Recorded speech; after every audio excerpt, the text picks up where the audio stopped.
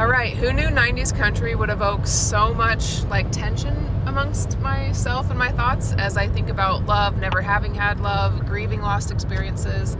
So Max and I are driving back to Salt Lake from St. George, and we've been talking the gamut of like life after death and like our families and our friends, and we started listening to 90s country, and I started talking about how I feel as somebody who never experienced love when it comes to wanting to experience like what I would have deemed those like naive, silly romantic thoughts, like wanting to dance at a wedding, or what was the other thing I said?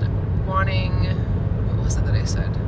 Okay, so the kissing in the rain, holding hands, like somebody bringing you flowers, all of the, Max just coined it, cinematic love, right?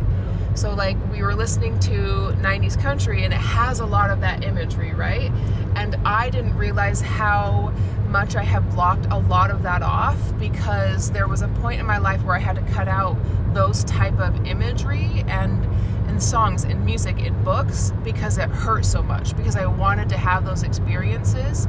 And as we've been talking, I have had so much emotion, right?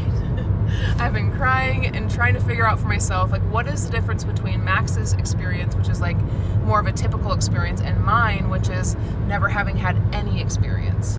So Max was saying that it's okay to want those things, and I agree with him, but I was trying to figure out why it felt so emotional for me. And one of the things that I came up with is that like it's easy for him to say that it's okay to want them because he had like the typical trajectory. And I think about it in terms of like a pressure valve. Like if wanting romantic love and wanting those cinematic parts of romantic love is this like pressure system, like when you're in 16, 17, 18, and then you have those typical experiences, there's a tendency to allow yourself to like release some of the pressure. But what happened for me into my 40s was that I never got to release any of that pressure. And so it feels like just like this bigger overflow when I'm experiencing those things or when I'm thinking about those things.